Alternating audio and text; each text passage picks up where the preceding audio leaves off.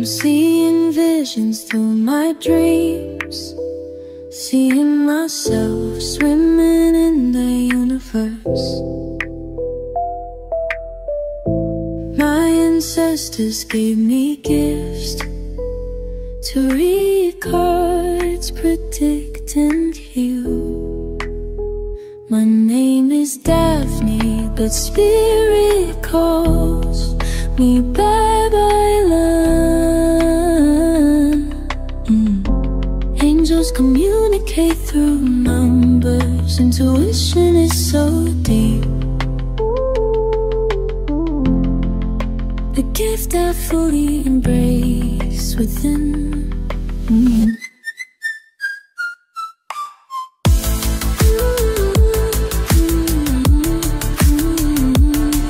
Hello Sagittarius, welcome po sa inyong reading. So, this is for May the 14th to May the 21st reading. Ayan, welcome po sa Timeless Tarot 111, also known as Babaylan TV. Ayan, this is where intelligent spiritual people meets. So, Sagittarius, marami tayong pag-uusapan. I want you to know that this is a general reading. You may resonate with the entire reading or you may resonate with some bits and pieces of the reading. Take what's only yours. Parang feeling mo parang feeling mo ang awkward ng mga nangyayari. Chances are, no, baka iniisip mo pa lang, siguro, let's say, tawagan ko kaya si person. Pero mamaya na kasi may ginagawa pa ako. And then all of a sudden, siya yung tumatawag, no? Or, dalan ko kaya ng pagkain sa person, no? And then all of a sudden, bigla siya magsasabi, ay nagugutom ako, no? Parang, ang lapit-lapit ng connection. Meron kayong parang meron kayong telepathic communication with your person, eh. Parang nami-mirror or nararamdaman mo kung ano yung nararamdaman niya. And ganun din naman siya. Doon sa mga may separations, I feel like siguro meron itong mga pinaparating na messages, whether this is through posts, poems, my day stories, songs, no? Hindi ka man tinatag, pero alam mong para sa'yo. Singles. Chances are, these, feeling ko meron kang tinatawag dito. You're summoning someone. It may be your future or your potential partner. Either meron ka ng apple of the eye or sabihin natin wala pa naman pero kumbaga you're praying for this person to come into your life. Sa mga singles, mga may crushes or doon sa no labels, siguro we're also praying, no, na magkagusto natin sa atin si person katulad ng pagkakagusto natin sa kanila. I'm also seeing here na medyo sinasabi natin na hopefully we're crossing our fingers na itong kanilang emotion at saka emotion mo magtagpo, no? And nakikita mo na meron na kayong deep connection kasi parang as time passes by, medyo bumibigay din itong may ating person, no? Doon sa mga may in relationship, of course, sa mga magjowa na, mas na papatibay natin, mas nagiging intense ang ating connection sa partner natin, sa person natin. Married couples, chances are, baka wag naman doon sa feeling na magkapatid kayo. Pero siguro sabihin natin magbarkada, your person becomes your best friend.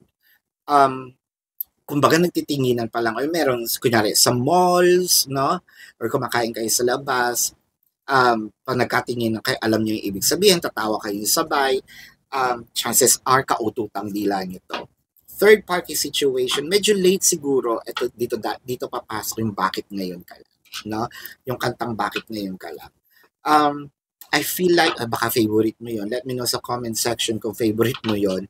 Kasi, nga naman, ang hirap magmahal ng taong may, yung committed na, no? This is something that, these people didn't even choose to be with, no? Siguro yung iba, pinipili, pero kasi yung iba, hindi rin alam, no? Yung iba, hindi talaga din napigilan. This is not kate. This is not, but they feel a strong force being attached to that person, no? Separated couples, kahit sabihin yung separated kayo, meron pa rin somehow, no? Alam mo na kung ano yung mga kailangan niya, kung ano yung gusto niya. Parang yung word na separation, ah, salita lang siya eh. Pero deep inside, parang ganun pa rin naman kayo.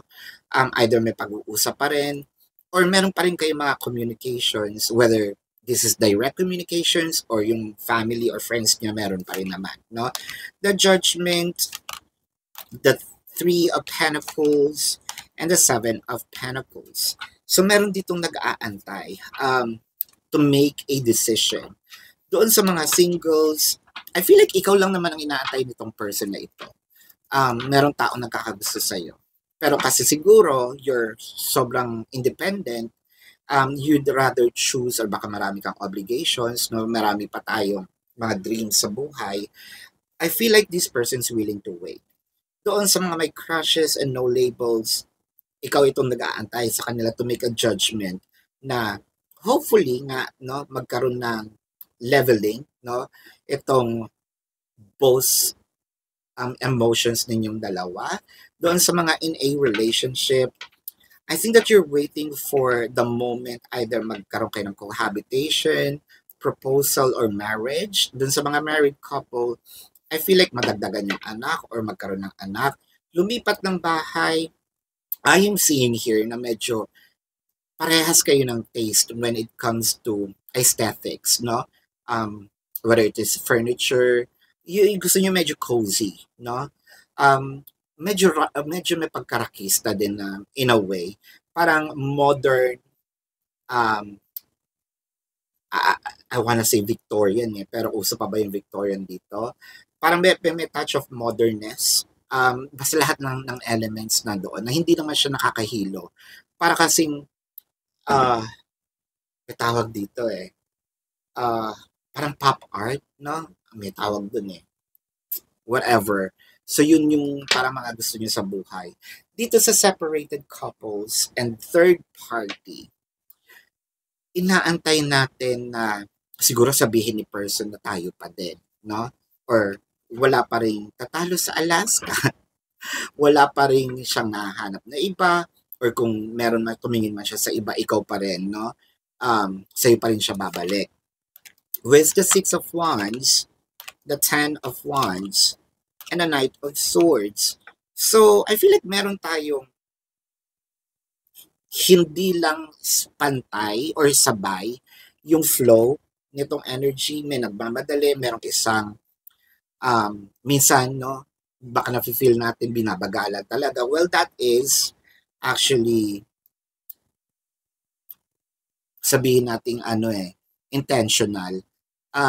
Siguro mas gusto pa ni person na dito lang muna tayo. Let's enjoy each other's company bago pa natin i-move ito to another level of commitment, no? So enjoy muna natin yung journey prior dun sa destination, except doon sa married couple, Sa married couple, I feel like medyo mabilis ang takbo ng buhay, no? I feel like you are in a roller coaster ride.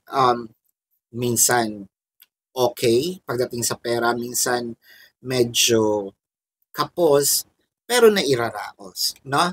The Nine of Cups, wow. The Eight of Swords, ayan na nga. And the Page of Wands. You have a dream. Either you were inspired by, I feel like this is something that you've seen in the internet.